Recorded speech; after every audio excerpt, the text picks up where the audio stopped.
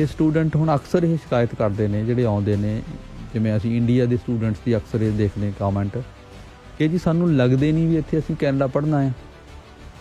ਕਾਲਜਾਂ ਦਾ ਜਿਹੋ ਜਿਹਾ ਮਾਹੌਲ ਹੈ, ਜਿਹੋ ਜਿਹਾ ਆਲਾ ਦੁਆਲਾ ਵੀ, ਅਸੀਂ ਤੇ ਜਿਸ ਤਰ੍ਹਾਂ ਦੇ ਮਾਹੌਲ 'ਚ ਪਹਿਲਾਂ ਸੀ, ਕਈ ਵਾਰ ਉਹ ਤੋਂ ਵੀ ਖਰਾਬ ਮਾਹੌਲ 'ਚ ਆ ਗਏ। ਕਿਉਂਕਿ ਹੁਣ ਸਟੂਡੈਂਟ ਦੇ ਪੱਖ ਤੋਂ ਦੇਖੋ ਨਾ ਕਿ ਉਹਦੇ ਲਈ ਉਹਦੇ ਕਾਲਜ 'ਚ 90% ਸਟੂਡੈਂਟ ਇੱਕੋ ਕਲਚਰ ਦੇ ਹੋਣ, ਜਿੱਥੇ ਉਹ ਰਹਿੰਦਾ ਉਸ ਥਾਂ 'ਤੇ ਉਹ ਇੱਕ ਘਰ ਦੇ 'ਚ 25 ਜਣੇ ਰਹਿੰਦੇ ਹੋਣ, ਅਤੇ ਜਿਹੜੇ ਉਹ ਕੰਮ ਕਰ ਰਿਹਾ ਉਹ ਵੀ ਉਹਨਾਂ ਲੋਕਾਂ ਕੋਲ, ਆਪਣੇ ਲੋਕਾਂ ਕੋਲ ਕਰੇ ਜਿਹੜੇ ਬਹੁਤ ਮਾੜੇ ਇੰਪਲੋਇਰ ਹੋਣ, ਜਿਹੜੇ ਉਹਨਾਂ ਨੂੰ ਐਕਸਪਲੋਇਟ ਕਰਦੇ ਹੋਣ।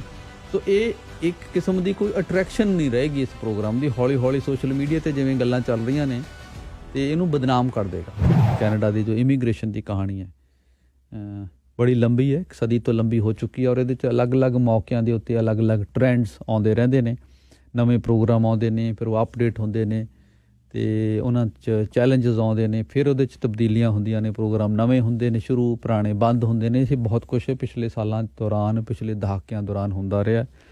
ਸੋ ਜੋ ਸਾਡਾ ਇਮੀਗ੍ਰੇਸ਼ਨ ਪ੍ਰੋਗਰਾਮ ਨੇ, ਖਾਸ ਕਰਕੇ ਜੋ ਇਮੀਗ੍ਰੇਸ਼ਨ ਸਰਵਿਸਿਜ਼ ਨੇ, ਇਮੀਗ੍ਰੇਸ਼ਨ ਕੰਸਲਟੈਂਸੀ ਹੈ, ਇਸ ਖੇਤਰ ਦੇ 'ਚ ਪਿਛਲੇ 3 ਦਹਾਕਿਆਂ ਤੋਂ ਵੀ ਲੰਬੇ ਸਮੇਂ ਤੋਂ ਕੰਮ ਕਰ ਰਹੇ ਨੇ। One of the pioneers Davinder Sandhu, ਜਿਹੜੇ ਕਿ WWICS ਉਹਨਾਂ ਦੇ ਫਾਊਂਡਰ 'ਚੋਂ ਨੇ, ਉਹ ਸਾਡੇ ਨਾਲ ਸਟੂਡੀਓ 'ਚ ਨੇ। ਉਹਨਾਂ ਨਾਲ ਅਸੀਂ ਕੁਛ ਗੱਲਬਾਤ ਕਰਾਂਗੇ ਕੈਨੇਡੀਅਨ ਇਮੀਗ੍ਰੇਸ਼ਨ ਦੇ ਕੁਛ ਲੇਟੈਸਟ ਟਰੈਂਡਸ ਬਾਰੇ। ਸੰਧੂ ਸਾਹਿਬ, ਬਹੁਤ ਬਹੁਤ ਸਵਾਗਤ ਤੁਹਾਡਾ। ਸਤਿ ਸ਼੍ਰੀ ਅਕਾਲ ਜੀ, ਥੈਂਕ ਯੂ। ਤੁਹਾਡੇ ਪ੍ਰੋਗਰਾਮ ਦਾ ਬਹੁਤ ਮੈਂ ਥੈਂਕਸ ਕਰਦਾ to bring me on the air today. ਅਤੇ ਆਪਾਂ ਕੁਛ ਇਮੀਗ੍ਰੇਸ਼ਨ ਦੀਆਂ ਜਿਹੜੀਆਂ ਲੇਟੈਸਟ ਗੱਲਾਂ ਉਹ ਵੀ ਕਰਾਂਗੇ, ਪਰ ਜਨਰਲ ਮੇਰੇ ਮਨ 'ਚ ਆ ਰਿਹਾ ਸੀ ਕਿਉਂਕਿ ਅਸੀਂ ਪਹਿਲਾਂ ਇੱਕ ਕੁਦਰਤੀ ਇੱਕ ਹੋਰ ਡਿਸਕਸ਼ਨ ਕਰ ਰਹੇ ਸੀ, ਉਹਦੇ 'ਚ ਲੋਕ ਅੱਜ ਕੱਲ੍ਹ ਅਫੋਰਡੇਬਿਲਿਟੀ ਦੀ ਅਤੇ ਹੋਰ ਬੜੀਆਂ ਸ਼ਿਕਾਇਤਾਂ ਕਰਦੇ ਨੇ। ਤਾਂ ਮੈਨੂੰ ਲੱਗਦਾ ਸੀ ਵੀ ਜੇ ਕੈਨੇਡਾ ਦੀ ਇਮੀਗ੍ਰੇਸ਼ਨ ਨੂੰ ਹਮੇਸ਼ਾ ਅਟਰੈਕਟਿਵ ਬਣਾ ਕੇ ਰੱਖਣਾ, ਤਾਂ ਇੱਥੇ ਜਿਹੜੀ ਲਾਈਫ ਅਫੋਰਡੇਬਲ ਰਹਿਣੀ ਅਤੇ ਲਾਈਫ ਦੀ ਕੁਆਲਿਟੀ ਮੇਨਟੇਨ ਰੱਖਣੀ ਇਹ ਬਹੁਤ ਜ਼ਰੂਰੀ ਹੈ। ਹਾਂਜੀ, ਕਿਉਂਕਿ ਅਟਰੈਕਸ਼ਨ ਹੀ ਉਹ ਹੈ, ਇਸੇ ਕਰਕੇ ਮਤਲਬ ਲੋਕ ਦੁਨੀਆ ਭਰ 'ਚੋਂ ਆਪਣੇ ਅੱਛੇ ਕਰੀਅਰ ਛੱਡ ਕੇ ਆਉਂਦੇ ਨੇ। ਬਿਲਕੁਲ ਠੀਕ ਹੈ ਜੀ ਤੁਹਾਡੀ ਗੱਲ। ਅਤੇ ਤੁਹਾਡੀ ਇੰਡਸਟਰੀ ਵਾਸਤੇ ਵੀ ਇਹ ਜ਼ਰੂਰੀ ਹੈ ਕਿ ਇੱਥੋਂ ਦੀ ਜਿਹੜੀ ਲਾਈਫ ਹੈ ਉਹਦੀ ਅਟਰੈਕਸ਼ਨ ਬਣੀ ਰਹੇ। ਬਿਲਕੁਲ ਠੀਕ ਹੈ ਜੀ। ਜਿਹੜਾ ਗ੍ਰੀਨਰ ਪੈਸਚਰਸ ਲਈ ਲੋਕ ਜਿਹੜਾ ਟਰਨ ਕਰਦੇ ਨੇ, quality of life, earning potential, ਅਤੇ ਉਹ ਸਾਰੀਆਂ ਫੈਕਟਰਸ ਨੂੰ ਦੇਖਦੇ ਹੀ ਨੇ। ਸੋ ਇਹ ਤਾਂ ਬਹੁਤ ਇੰਪੋਰਟੈਂਟ ਐਸਪੈਕਟ ਹੈ।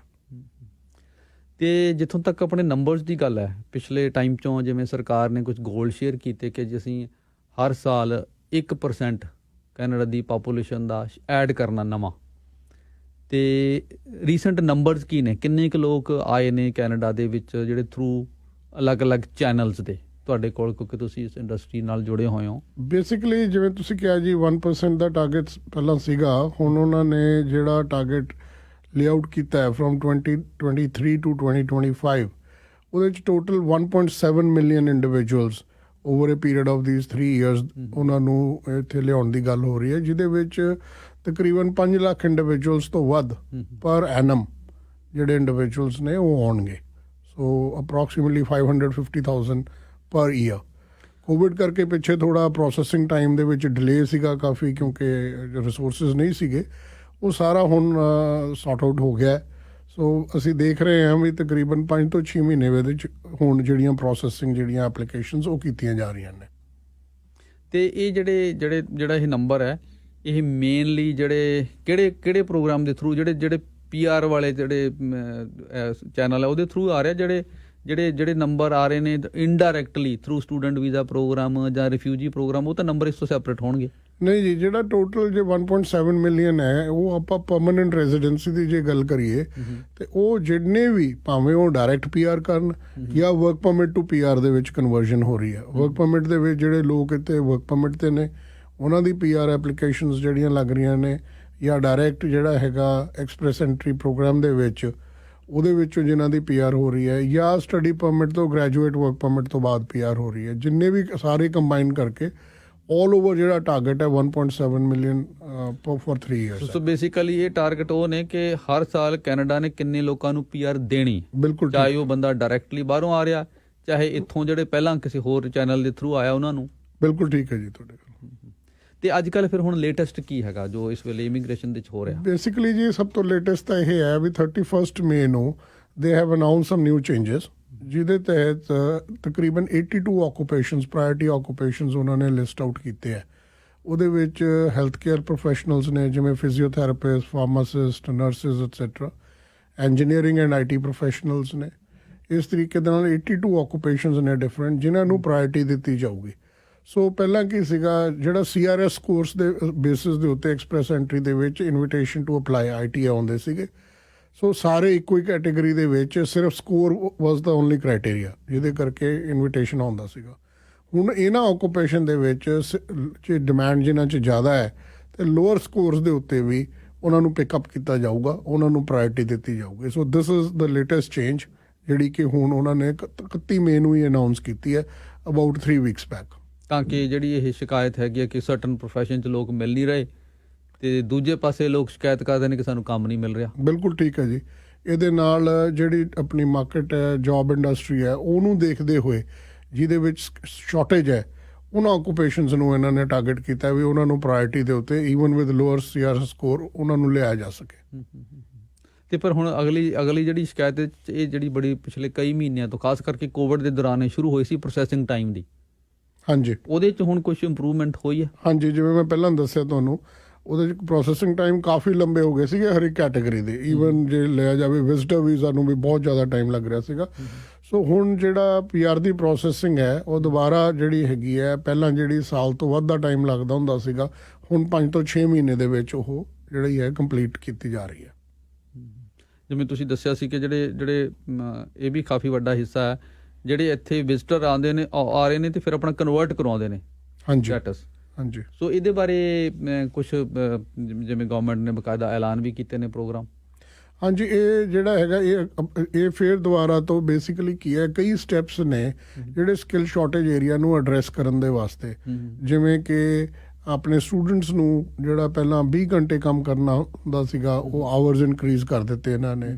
ਫਿਰ ਜਿਹੜੇ C&D ਆਕੂਪੇਸ਼ਨ ਸੀਗੇ, ਮਤਲਬ ਲੋਅਰ ਸਕਿੱਲ ਲੈਵਲ ਦੀ ਵਰਕ ਪਰਮਿਟ ਵਾਲੇ ਇੱਥੇ ਜਿਹੜੇ ਇੰਡੀਵਿਜੂਅਲਸ ਕੰਮ ਕਰਦੇ ਸੀ, ਉਹਨਾਂ ਦੇ ਸਪਾਊਜ਼ਸ ਨੂੰ ਜਿਹੜਾ ਵਰਕ ਪਰਮਿਟ ਨਹੀਂ ਸੀ ਮਿਲਦਾ, ਉਹ ਉਹਨਾਂ ਨੇ ਓਪਨ ਕਰ ਦਿੱਤਾ ਤਾਂ ਕਿ ਉਹ ਵੀ ਕੰਮ ਕਰ ਸਕਦੇ ਨੇ। ਇਹਦੇ ਨਾਲ ਹੀ ਜਿਹੜਾ ਹੋਰ ਜਿਹੜੀਆਂ ਚੇਂਜਸ ਨੇ, ਵੀ ਜਿਹੜੇ ਵਿਜ਼ਿਟਰ ਵੀਜ਼ਾ 'ਤੇ ਇੰਡੀਵਿਜੂਅਲਸ ਆਉਂਦੇ ਸੀ, ਪਹਿਲਾਂ ਉਹਨਾਂ ਨੂੰ ਇਨਕਰੇਜ ਨਹੀਂ ਸੀ ਕੀਤਾ ਜਾਂਦਾ। ਉਹਨਾਂ ਨੂੰ ਇਹ ਹੁੰਦਾ ਸੀਗਾ ਵੀ ਵਰਕ ਪਰਮਿਟ ਦੇ ਲਈ ਤੁਸੀਂ ਜਿਹੜੀ ਐਪਲੀਕੇਸ਼ਨ ਹੈ, ਉਹ ਆਪਣੇ ਹੋਮ ਕੰਟਰੀ ਤੋਂ ਅਪਲਾਈ ਕਰੋ। ਸੋ ਹੁਣ ਜਿਹੜੀ ਉਹਦੀ ਪ੍ਰੋਸੈਸਿੰਗ ਹੈ, ਉਹਦੀ ਕਨਵਰਜਨ, ਜੇ ਕੋਈ ਇੰਪਲੋਇਰ ਉਹਨਾਂ ਨੂੰ ਮਿਲਦਾ ਹੈ, ਕੰਮ ਮਿਲਦਾ ਹੈ, ਅਤੇ ਉਹ ਚਾਹੁੰਦੇ ਨੇ ਇੱਥੇ ਰਹਿਣਾ, ਅਤੇ ਉਹ ਵਰਕ ਪਰਮਿਟ ਦੇ ਵਿੱਚ ਵਿਦਇਨ ਕੰਟਰੀ ਜਿਹੜੀ ਹੈਗੀ ਹੈ, ਉਹ ਐਪਲੀਕੇਸ਼ਨ ਉਹਨਾਂ ਦੀ ਪ੍ਰੋਸੈਸ ਕਰ ਦਿੱਤੀ ਜਾਂਦੀ ਹੈ। ਸੋ ਇਹ ਸਾਰੀਆਂ ਚੀਜ਼ਾਂ ਬੇਸਿਕਲੀ ਜਿਹੜੀ ਸ਼ਾਰਟੇਜ ਹੈ, ਸਕਿੱਲ ਸ਼ਾਰਟੇਜ ਹੈ, ਡਿਮਾਂਡ ਹੈ ਜਿਹੜੀ, ਉਹਨੂੰ ਐਡਰੈਸ ਕਰਨ ਦੇ ਲਈ ਨੇ। ਸੰਧੂ ਸਾਹਿਬ, ਅੱਜ ਕੱਲ੍ਹ ਇਹ ਜਿਵੇਂ ਸਟੂਡੈਂਟ ਵੀਜ਼ਾ ਪ੍ਰੋਗਰਾਮ ਹੈ, ਬਹੁਤ ਹੁਣ ਪਾਪੂਲਰ ਹੈ। ਹਾਂਜੀ, ਪਰ ਇਹਦੇ 'ਚ ਹੁਣ ਕਈ ਚੈਲੰਜਸ ਦੀ ਵੀ ਲੋਕ ਗੱਲ ਕਰ ਰਹੇ ਹਨ। ਜਿਵੇਂ ਫੋਰ ਐਗਜ਼ਾਮਪਲ ਜੌਬ ਮਾਰਕੀਟ 'ਚ ਹੁਣ ਅਸੀਂ ਪਿਛਲੇ 4 ਮਹੀਨਿਆਂ ਤੋਂ ਦੇਖ ਰਹੇ ਹਾਂ, ਸਟੂਡੈਂਟ ਦੇ ਵਿੱਚ ਜੌਬ ਦੀ ਬੜੀ ਪ੍ਰੋਬਲਮ ਹੈ, ਉਹਨਾਂ ਨੂੰ ਕੰਮ ਨਹੀਂ ਮਿਲ ਰਿਹਾ। ਅਤੇ ਇਹਦੇ 'ਚ ਵੀ ਹੁਣ ਕੁਛ ਲੋਕ ਇਹ ਮਹਿਸੂਸ ਕਰਦੇ ਨੇ ਕਿ ਇਹਨੂੰ ਹੁਣ ਰਿਵਿਊ ਕਰਨ ਦੀ ਜ਼ਰੂਰਤ ਹੈ, ਕਿ ਇਹਦੇ 'ਚ ਕੀ ਚੇਂਜਸ ਲਿਆਂਦੀਆਂ ਜਾ ਸਕਦੀਆਂ ਤਾਂ ਕਿ ਇਹਦੀ ਅਟਰੈਕਸ਼ਨ ਬਣੀ ਰਹੇ। ਕਿਉਂਕਿ ਨਹੀਂ ਤਾਂ ਜੇ ਇੱਥੇ ਆ ਕੇ ਸਟੂਡੈਂਟ 4-4 ਮਹੀਨੇ ਵਿਹਲੇ ਰਹਿਣਗੇ, ਅਤੇ ਉਹ ਬੜੀ ਇਹਦੀ ਬੈਡ ਪਬਲਿਸਿਟੀ ਹੋਣੀ ਹੈ ਇਸ ਪ੍ਰੋਗਰਾਮ ਦੀ। ਬਿਲਕੁਲ ਠੀਕ ਹੈ ਜੀ। ਮੇਨ ਇਸ਼ੂ ਮੈਂ ਤੁਹਾਨੂੰ ਇਹ ਦੱਸਦਾ, ਦੋ ਚੀਜ਼ਾਂ ਨੇ।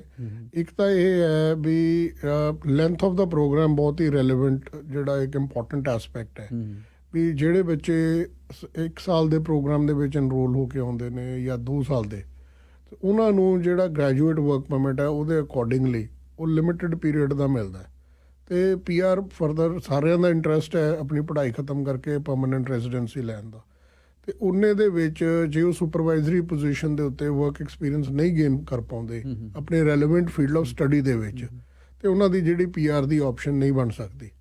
ਉਸ ਕਰਕੇ ਫਿਰ ਡੈਸਪਰੇਸ਼ਨ ਹੋ ਜਾਂਦੀ ਹੈ, ਅਤੇ ਕਈ ਆਪਣਾ ਪ੍ਰੋਗਰਾਮ ਜਿਹੜੇ ਸਿਲੈਕਟ ਕਰਦੇ ਨੇ, ਉਹ ਕਈ ਵਾਰੀ ਜੌਬ ਮਾਰਕੀਟ ਦੇ ਨਾਲ ਇਨ ਟਿਊਨ ਜਾਂ ਲਾਈਨਡ ਅਪ ਨਹੀਂ ਹੁੰਦੇ, ਉਹਦੇ ਕਰਕੇ ਵੀ ਇਸ਼ੂ ਆਉਂਦਾ। ਅਤੇ ਟਾਈਮਿੰਗ ਦਾ ਮੇਨ ਇਸ਼ੂ ਹੈ। ਇਵੈਂਚੁਅਲੀ ਹਰ ਇੱਕ ਬੰਦੇ ਨੂੰ ਐਕਸਪੀਰੀਅੰਸ ਹੋ ਸਕਦਾ, ਪਰ ਜਿੰਨੇ ਚਿਰ ਦਾ ਉਹਨਾਂ ਨੂੰ ਵਰਕ ਪਰਮਿਟ ਮਿਲਿਆ, ਉਹਦੇ ਵਿੱਚ ਉਹਨਾਂ ਨੇ ਰੈਲੇਵੈਂਟ ਐਕਸਪੀਰੀਅੰਸ ਗੇਨ ਕਰਕੇ ਆਪਣੀ PR ਦੀ ਐਪਲੀਕੇਸ਼ਨ ਲਾਉਣੀ ਹੈ। ਉਹਦੇ ਕਰਕੇ ਫਰਸਟ੍ਰੇਸ਼ਨ ਤੇ ਉਹ ਵੱਧ ਜਾਂਦੀ ਹੈ। ਸੋ ਪਹਿਲੀ ਗੱਲ ਤਾਂ ਇਹ ਹੈ, ਪ੍ਰੋਵਿੰਸ ਵਾਈਜ਼ ਵੀ ਡਿਪੈਂਡ ਕਰਦਾ। ਜੇ ਕੋਈ ਓਨਟਾਰੀਓ ਦੇ ਵਿੱਚ ਫੋਰ ਐਗਜ਼ਾਮਪਲ ਆ ਰਿਹਾ ਤੇ ਮਿਨੀਮਮ ਉਹਨੂੰ 2 ਸਾਲ ਦਾ ਜਾਂ ਵੱਧ ਦਾ ਪ੍ਰੋਗਰਾਮ ਲੈਣਾ ਚਾਹੀਦਾ ਤਾਂ ਕਿ ਉਹਨੂੰ 3 ਸਾਲ ਦਾ ਗ੍ਰੈਜੂਏਟ ਵਰਕ ਪਰਮਿਟ ਮਿਲੇ। ਉਹ ਮਿਨੀਮਮ ਟਾਈਮ ਪੀਰੀਅਡ ਰਿਕੁਆਇਰਡ ਹੈ ਉਹਨਾਂ ਨੂੰ ਰੈਲੇਵੈਂਟ ਐਕਸਪੀਰੀਅੰਸ ਗੇਨ ਕਰਨ ਦੇ ਲਈ। ਅਦਰਵਾਈਜ਼ ਉਹਨਾਂ ਦਾ PR ਆਪਸ਼ਨ ਦੇ ਵਿੱਚ ਪ੍ਰੋਬਲਮ ਆਉਣੀ ਹੀ ਆਉਣੀ ਹੈ। ਦੂਸਰਾ ਇਹ ਹੈ ਵੀ ਥੋੜਾ ਹੋਰ ਟਾਈਮ ਜਿਹੜਾ ਹੈਗਾ ਕਾਉਂਸਲਰਸ ਦੇ ਨਾਲ ਬੈਕ ਹੋਮ ਜਿੱਥੋਂ ਆਉਂਦੇ ਨੇ ਉਹ ਸਟੱਡੀ ਕਰਕੇ ਆਉਣਾ ਚਾਹੀਦਾ ਵੀ ਕਿਹੜੀ ਇੰਡਸਟਰੀ ਦੇ ਵਿੱਚ ਇਸ ਵੇਲੇ ਜਿਹੜੀ ਜੌਬ ਪ੍ਰੋਸਪੈਕਟਸ ਨੇ ਉਹ ਵਧੀਆ ਨੇ, ਠੀਕ ਨੇ ਉਹਨਾਂ ਦੇ ਐਪਟੀਟਿਊਡ ਦੇ ਨਾਲ, ਤਾਂ ਕਿ ਉਹ ਪ੍ਰੋਗਰਾਮਸ ਵੀ ਉਹ ਚੂਜ਼ ਕਰਨ ਤਾਂ ਕਿ ਉਹਦੇ ਵਿੱਚ ਉਹ ਆ ਕੇ ਉਹ ਆਪਣਾ ਸਕਸੈਸਫੁਲੀ ਕੰਮ ਕਰ ਸਕਣ ਤੇ ਰੈਲੇਵੈਂਟ ਐਕਸਪੀਰੀਅੰਸ ਕਰਕੇ PR ਹੋ ਸਕੇ। ਥਰਡ ਇੱਕ ਹੋਰ ਜਿਹੜੀ ਇਸ਼ੂ ਮੈਂ ਤੁਹਾਨੂੰ ਦੱਸਦਾ ਜਿਹੜਾ ਕਾਫੀ ਵੱਡੀ ਪ੍ਰੋਬਲਮ ਹੈ ਇੱਥੇ, ਉਹ ਇਹ ਹੈ ਵੀ ਜਿਹੜੇ ਐਕੈਡੈਮਿਕਲੀ ਬੱਚੇ ਵੀਕ ਨੇ ਉਹਨਾਂ ਦਾ ਜੇ ਉਹ ਪੜ੍ਹਾਈ ਕੰਪਲੀਟ ਆਪਣੇ ਕ੍ਰੈਡਿਟ ਵੀ ਕੰਪਲੀਟ ਕਰਦੇ ਆ ਪਰ ਉਹਨਾਂ ਦਾ ਰੈਲੇਵੈਂਟ GPS ਸਕੋਰ ਉਹਨਾਂ ਨੂੰ ਗ੍ਰੈਜੂਏਸ਼ਨ ਸਰਟੀਫਿਕੇਟ ਦੇਣ ਤੋਂ ਥੱਲੇ ਹੈ ਤਾਂ ਜਿਹੜਾ ਕਾਲਜ ਹੈ ਉਹ ਉਹਨਾਂ ਨੂੰ ਜਾਂ ਯੂਨੀਵਰਸਿਟੀ ਹੈ ਉਹਨਾਂ ਨੂੰ ਗ੍ਰੈਜੂਏਸ਼ਨ ਸਰਟੀਫਿਕੇਟ ਉਹਨਾਂ ਨੂੰ ਨਹੀਂ ਮਿਲਦਾ, ਜਿਹਦੇ ਕਰਕੇ ਉਹਨਾਂ ਦਾ ਗ੍ਰੈਜੂਏਟ ਵਰਕ ਪਰਮਿਟ ਵੀ ਨਹੀਂ ਹੋ ਸਕਦਾ।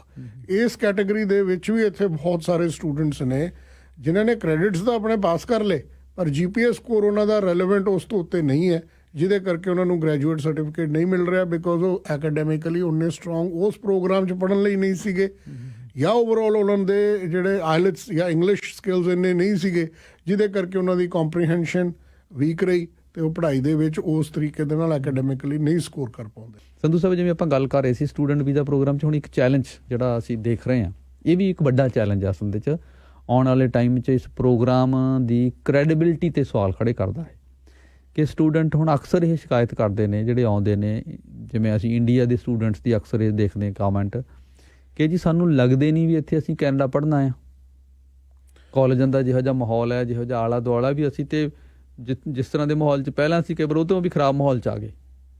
ਤੁਹਾਡੀ ਗੱਲ ਠੀਕ ਹੈ ਜੀ। ਬੇਸਿਕ ਕੀ ਇਸ਼ੂ ਹੈ, ਕੁਛ ਕਾਲਜਸ ਦੇ ਵਿੱਚ ਡਾਈਵਰਸ ਐਥਨਿਕ ਬੈਕਗਰਾਊਂਡਸ ਤੋਂ ਸਟੂਡੈਂਟਸ ਹੋਣ ਦੇ ਬਜਾਏ ਬਹੁਤ ਜ਼ਿਆਦਾ ਸਟੂਡੈਂਟਸ ਸੇ ਇੰਡੀਆ ਤੋਂ ਤੇ ਜਾਂ ਫਿਰ ਪੰਜਾਬ ਤੋਂ ਹੀ ਆ ਗਏ ਨੇ, ਜਿਹਦੇ ਕਰਕੇ ਉਹਨਾਂ ਨੂੰ ਫਿਰ ਫੀਲਿੰਗ ਜਿਹੜੀ ਹੈਗੀ of an international place of an international institution ਉਹ ਨਹੀਂ ਆਉਂਦੀ, ਕਿਉਂਕਿ ਕੈਂਪਸ ਦੇ ਵਿੱਚ ਵੀ ਉਹੀ ਕੁਛ ਉਹ ਦੇਖਦੇ ਨੇ ਤੇ ਆਲੇ ਦੁਆਲੇ ਕਿਉਂਕਿ ਡੈਮੋਗ੍ਰਾਫਿਕਸ ਆਪਣੇ ਕੁਛ ਏਰੀਆਜ਼ ਦੇ ਵਿੱਚ ਸਾਰੇ ਮੈਜੋਰਿਟੀ ਪੰਜਾਬੀ ਨੇ ਤੇ ਫਿਰ ਨੇਬਰਹੁੱਡ ਵੀ ਉਸ ਤਰੀਕੇ ਦੀ ਉਹਨਾਂ ਨੂੰ ਦਿਸਦੀ ਹੈ, ਜਿਹਦੇ ਕਰਕੇ ਉਹਨਾਂ ਨੂੰ ਜਿਹੜਾ ਇੰਟਰਨੈਸ਼ਨਲ ਫਲੇਵਰ ਨਜ਼ਰ ਨਹੀਂ ਆਉਂਦਾ।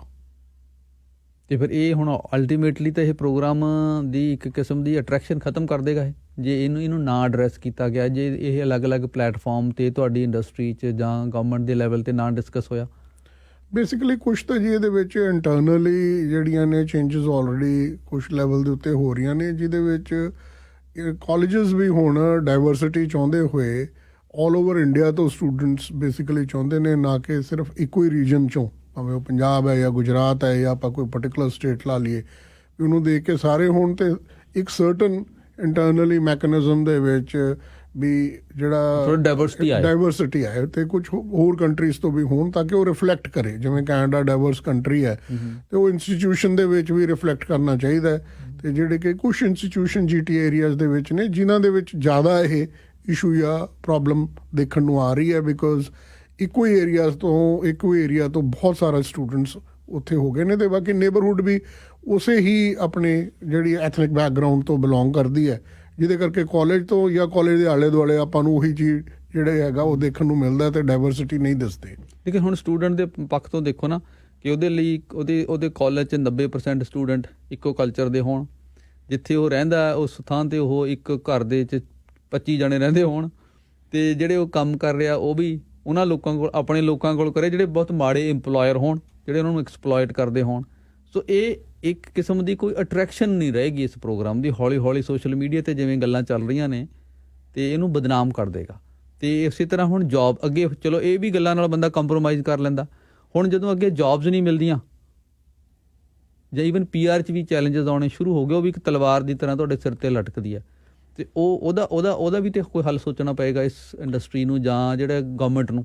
ਬਿਲਕੁਲ ਠੀਕ ਹੈ ਜੀ। ਇਹ ਜਿਹੜਾ ਹੈਗਾ ਸਾਰੇ ਐਸਪੈਕਟਸ ਤੋਂ ਹੀ ਇਹਦੇ ਵਿੱਚ ਥੋੜ੍ਹੇ ਬਹੁਤ ਉਹ ਚਾਹੀਦਾ ਹੈ। ਇੱਕ ਤਾਂ ਸਟੂਡੈਂਟਸ ਜਾਂ ਉਹਨਾਂ ਦੇ ਪੇਰੈਂਟਸ ਦੇ ਵਿਊ ਪੁਆਇੰਟ ਤੋਂ ਇਹ ਹੈ ਵੀ ਥੋੜ੍ਹਾ ਹੋਮਵਰਕ ਵੱਧ ਕਰਨਾ ਚਾਹੀਦਾ ਹੈ ਵੀ ਕਿਹੜੇ ਪ੍ਰੋਗਰਾਮ 'ਚ ਉਹਨਾਂ ਨੇ ਜਾਣਾ, ਕਿਹੜੇ ਕਾਲਜ ਜਾਣਾ, ਕਿਹੜੇ ਸਿਟੀ ਜਾਂ ਟਾਊਨ ਦੇ ਵਿੱਚ ਜਾਣਾ ਚਾਹੁੰਦੇ ਨੇ। ਕਿਉਂਕਿ ਜਦੋਂ ਸਿਰਫ ਇਹੀ ਦੇਖਦੇ ਹੋਏ ਵੀ ਪਹਿਲਾਂ ਵੀ ਆਪਾਂ ਕੈਨੇਡਾ ਪਹੁੰਚ ਜਾਈਏ, ਪਹਿਲੇ ਇੰਸਟੀਟਿਊਸ਼ਨ ਜਿੱਥੋਂ ਐਕਸੈਪਟੈਂਸ ਲੈਟਰ ਆਇਆ ਤੇ ਉੱਥੇ ਫੀਸ ਜਮ੍ਹਾਂ ਕਰਾ ਕੇ ਆਪਾਂ ਵੀਜ਼ਾ ਲੈ ਕੇ ਆ ਜਾਈਏ, ਤੇ ਉਹਦੇ ਮੁਤਾਬਕ ਜੇ ਕੋਈ ਪਹਿਲਾਂ ਥੋੜ੍ਹਾ ਵੱਧ ਇਹਦੇ ਵਿੱਚ ਟਾਈਮ ਦਿੱਤਾ ਜਾਵੇ ਤਾਂ ਕਿ ਰਾਈਟ ਫਿਟ ਪ੍ਰੋਗਰਾਮ ਹੋਵੇ, ਇੰਸਟੀਟਿਊਸ਼ਨ ਉਹ ਹੋਵੇ ਤੇ ਸਿਰਫ ਜਿਹੜੇ ਆਪਾਂ ਕੁਝ ਇੰਸਟੀਟਿਊਸ਼ਨ ਜਿਹੜੇ GTA ਦੇ ਵਿੱਚ ਜਿੱਥੇ ਬਹੁਤ ਜ਼ਿਆਦਾ ਪਰਸੈਂਟੇਜ ਹਾਈ, ਉਹਨੂੰ ਛੱਡ ਕੇ ਹੋਰ ਬਹੁਤ ਸਾਰੇ ਇੰਸਟੀਟਿਊਸ਼ਨਸ ਨੇ। Canada is a huge country.